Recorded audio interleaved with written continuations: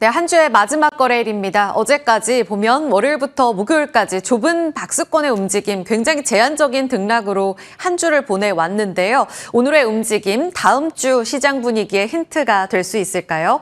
간밤 미증시는 혼조로 거래를 마쳤습니다. 그리고 핵심적인 포인트, 이제 주가는 관세 협상 진전되는 여부에 관심을 갖고 있고요. 본격적으로 시작된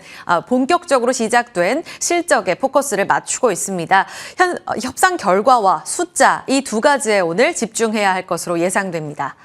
개장 전에 봐야 할 주요 체크 포인트입니다. 어제 말씀드렸던 대로 반도체 종목들의 핵심으로 작용할 수 있는 오후장 관전 포인트 TSMC의 실적 발표 긍정적으로 발표가 됐습니다. 오후장 분위기 좋았던 반도체 종목들 연속성 기대할 수 있을지 봐야겠습니다.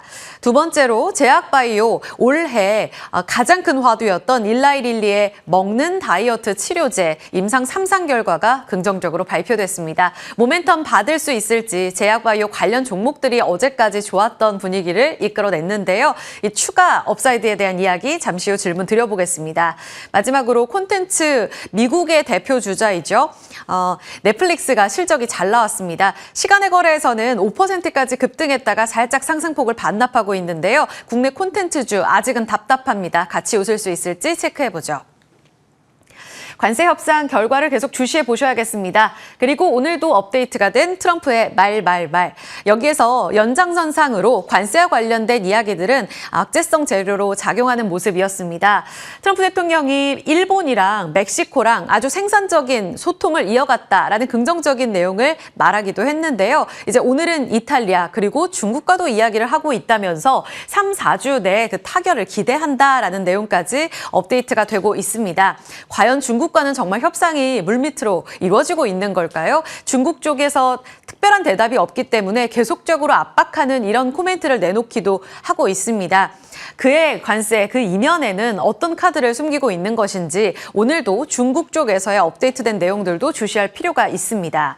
그리고 이 부분은 악재성 재료죠. 독립기관인 연준을 계속 압박하는 이런 모습도 이어졌습니다. 어제 전해드렸던 연준 의장의 이 연설 내용을 따르면 파월 풋은 없었는데요. 기대했던 내용 때문에 시장이 실망한 건 사실인데 트럼프 대통령이 여기에 대해서도 이야기를 하네요. 내가 원한다면 파월 연준 의장 해임도 가능하다라는 코멘트에 시장은 불확실성이 커질 수 있다라는 측면에서 악재성 재료로 받아들이는 모습이었습니다. 나스닥과 다우가 빠졌고요. S&P 500 지수가 홀로 상승하는 모습 속에 거래를 마쳤습니다. 그리고 어제까지의 흐름들을 쭉 보면 아시아 증시는 비교적 견조했었고요. 우리 포함해서 일본 니케이, 홍콩 항생, 그리고 중국 상해종합까지 모두 상승이었습니다. 그리고 이후 진행된 유럽 같은 경우에는 자체적으로 25bp 금리 인하, 유럽중앙은행의 기준금리 결정일 플러스로 관세 협상과 관련된 불확실성을 받아들면서 약세로 거래 마치는 모습이었고요. 다우는 빠졌고 나스닥은 오르는 이런 혼조 양상 속에 오늘 코스피 야간 선물 지수가 0.4% 오르면서 거래를 마친 상황입니다. 오늘 국내 증시의 방향성 다시 한번 주간 기준으로의 고점 2480선까지 도달이 될 수 있을지 지켜봐야겠습니다. 이번 주는 2440과 2480 좁은 범위의 40포인트 전후의 등락을 보여주고 있는 코스피의 흐름입니다. 잠시 후 체크해 보도록 하죠. 어제 반도체 종목들 약세로 출발하는 모습이 개장 초반에 관찰이 됐었는데요. 비교적 선방하는 모습이 확인되기도 했습니다. 반도체 이 품목과 관련된 관세 협상 결과를 기다리고 있고 특히나 최근은 이 엔비디아 H20 칩과 관련된 수출 통제 내용에 굉장히 민감하게 반응하는 모습을 보여주고 있습니다. 간밤까지도 미국 시장에서는 엔비디아가 추가적으로 더 빠지는 모습을 확인하는 모습이었는데요. TSMC의 실적 열어보고 가겠습니다. 우리 시간으로 어제 3시에 발표됐던 내용입니다. 발표치 보시면 1분기 순이익과 매출은 넣진 않았는데요. 매출은 기존에도 발표가 됐었기 때문에 특별히 업데이트된 내용은 없습니다. 순이익, 영업이익률 기준으로 보시면 되겠고 모두 다 예상에 부합하거나 그리고 순이익의 경우에는 예상을 상회하는 모습 보여줬습니다. 1분기 호실적의 배경이 됐던 건 어제도 예측 가능한 내용입니다 라고 말씀을 드렸는데요. AI 수요가 견조하고 지금 상호관세 발표가 얼마 되지 않은 구간 안에서 1월부터 3월까지의 장사였기 때문에 이를 앞두고서 선주문이 몰린 탓이다라고 시장은 이해를 하고 있습니다. AI 반도체를 비롯한 HPC 매출이 기존 분기보다 이제 40%대에서 59%까지 확대됐다는 점은 긍정적이긴 한데 중요한 건 관세 영향이 들어갈 2분기다. 이렇게 어제 말씀을 드렸죠. 가이던스 열어보니 284에서 292억 달러로 확인이 됐습니다. 예상치가 272억 달러 수준이었으니 2분기 가이던스 보면 예상보다 잘할 거라는 자신감이 녹아들고 있습니다. 캐펙스 투자는 큰 변화는 없었는데요. 작년에 362억 달러의 설비 투자를 결정지었고 올해는 그거보다 늘어날 거다라고 봤는데 작년에 봤던 그 잠정치에서 크게 벗어나진 않은 범주였습니다. 업데이트된 컨퍼런스 콜에서의 멘트를 보면 미국 인텔과 관련돼서 TSMC 인수 이야기가 있었는데요. 여기에 대해서는 선을 그었습니다. 미국 반도체 재편서를 일축했던 내용으로 받아들고 있는 상황입니다. TSMC의 주가는 3%까지 올라가다가 0.13% 강보합권으로 거래를 마쳤고요.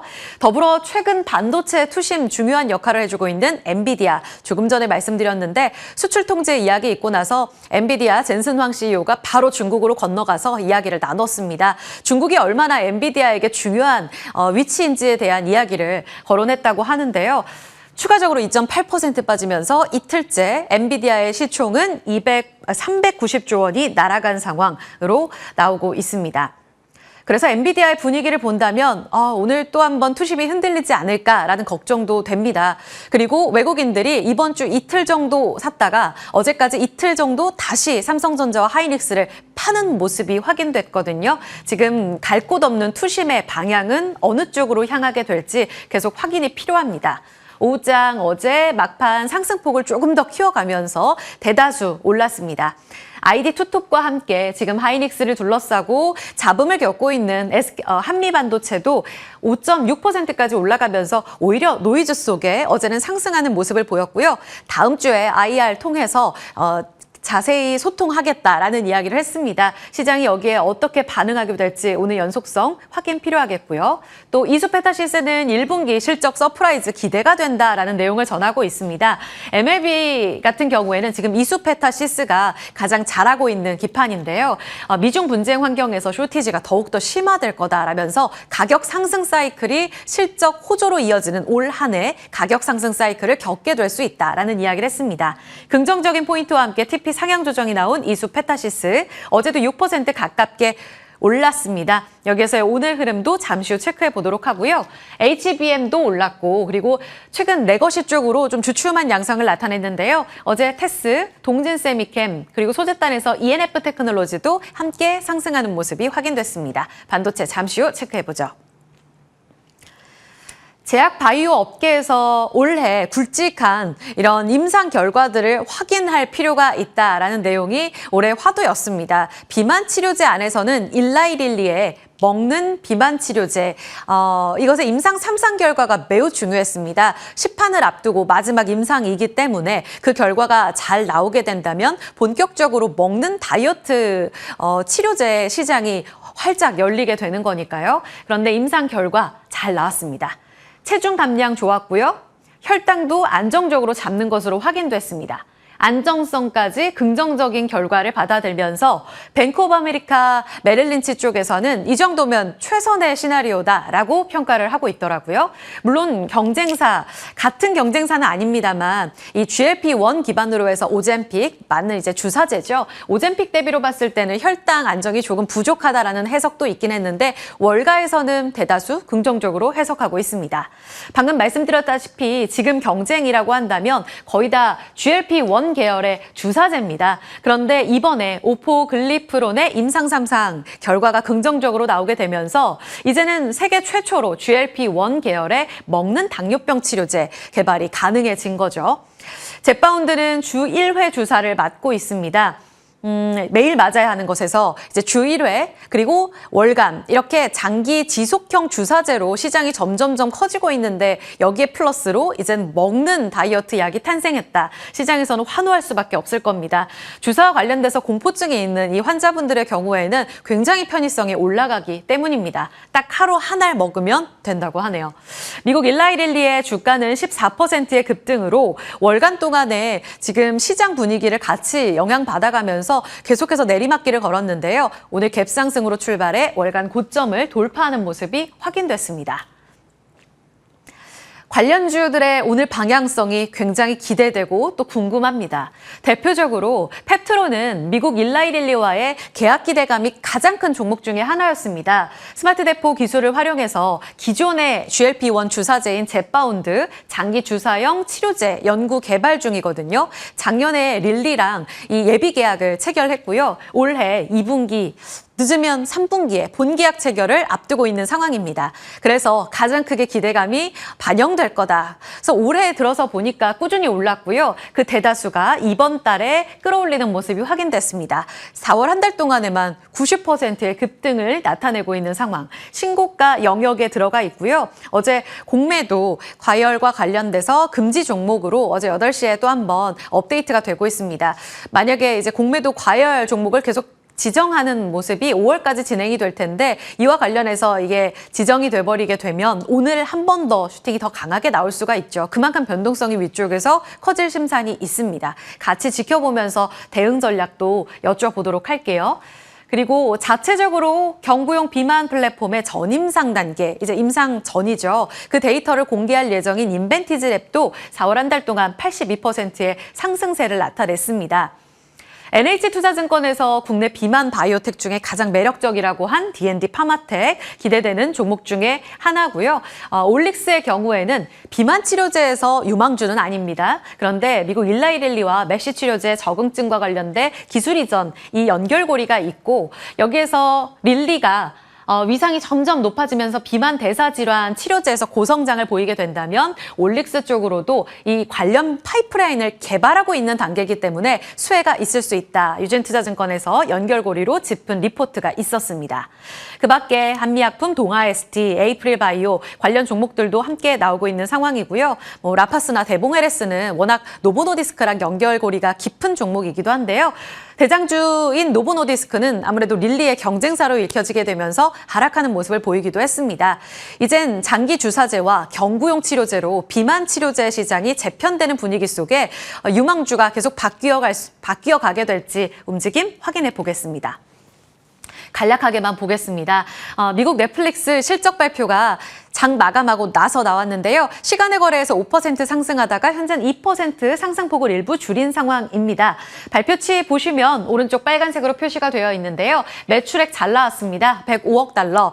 이렇게 발표가 되면서 예상치를 소폭 상회하는 모습을 보였고요. 주당 순이익이 예상보다 더 많이 잘 나왔습니다. 가이던스 측면에서도 매출 전망 긍정적으로 예상보다 잘 나왔다라는 측면에서 자신감을 읽어볼 수 있었는데요. 이번 분기부터는 가입자 수 발표를 명확하게 헤드라인 넘버로 주지는 않지만 이번에 광고 수익과 가입자 수가 늘어난 것이 매출 호조로 이어졌다. 회사 측에서는 이렇게 이야기를 하고 있습니다. 넷플릭스가 장사를 잘하면 국내 콘텐츠 제작사들이 수혜를 다 가져갈 것이냐? 그렇지 않다라는 게 기존까지의 움직임이었습니다. 그런데 최근에 중국의 한한령 해제와 맞물리게 되면서 기대감이 큰 섹터이기도 하죠. 어제까지의 분위기는 엔터와 화장품, 미용 쪽으로 쏠렸는데요. 콘텐츠까지도 그 물줄기가 이어질 수 있을지 미국, 중국의 모멘텀 오늘 반영해서 종목 골라보겠습니다. 자리 옮겨서 Q&A로 갑니다.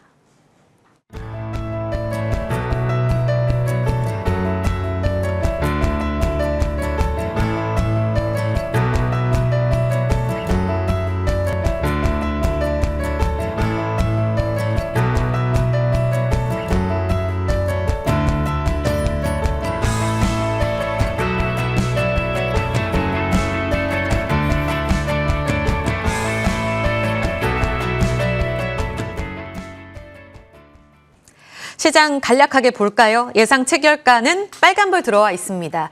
코스피 0.4% 오르면서 2,480선 도달 시도고요. 코스닥은 715선까지의 움직임을 보여주고 있습니다.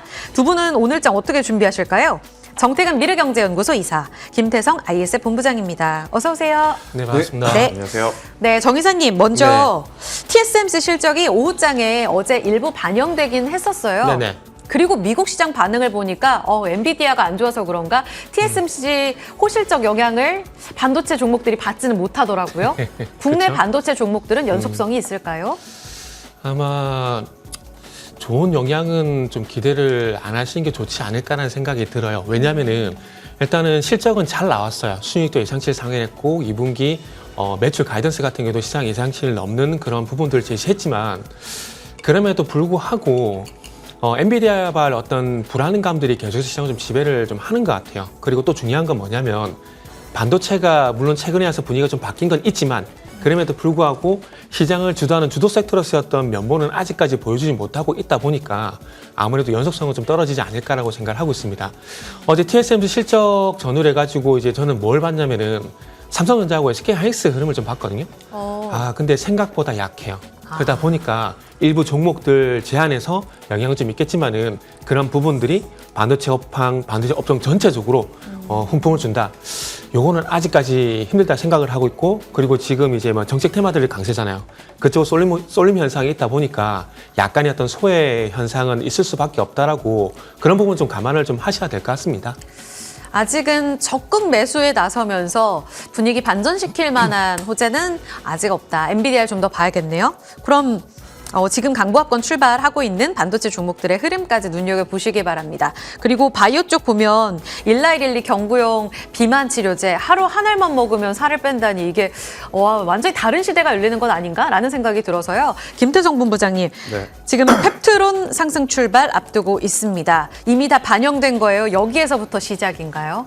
일단 펩트론은 별개로 좀 봐야 될 것 같고요. 해당 뉴스와 이제 해당 간밤에 이제 미증시를 좀 참고를 했었을 때는 우리나라는 당연히 두 기업을 봐야겠죠. 인벤티지 랩과 이제 D&D 파마텍. 인벤티지 랩 같은 경우에는 만약 이제 데이터 발표를 앞두고 있는데 여기서 이제 시장이 생각했던 것 그 이상의 모습을 좀 보여준다라고 하면 저는 추가적인 상승 충분히 가능하지 않을까라는 생각이 들고 있고, 오늘 그러니까 미국 시장에서도 굉장히 경우의 수가 좀 복잡했죠. 일라일리가 올라가니까 노보노디스크가 좀 빠지면서, 하지만 그 외에 어떻게 보면 다양한 기업들이 올라가는 기업도 있고 하락하는 기업도 있던 그런 상황이라 우리나라 기업들이 무조건 올라간다라고 생각하기에는 좀 어려울 수는 있습니다. 하지만 인벤티지 랩하고 D&D 파마텍처럼 경부형에 조금 더 특화되어 있는 기업들은 오늘 한번 기회를 엿볼 수 있는 부분이 있지 않겠는가라는 생각이 들고 있고, 대신에 갭상승이 조금 강하게 출발을 하게 되면 결국 이 또한 보유자분들의 영역으로 들어갈 수밖에 없는 상황이라서요.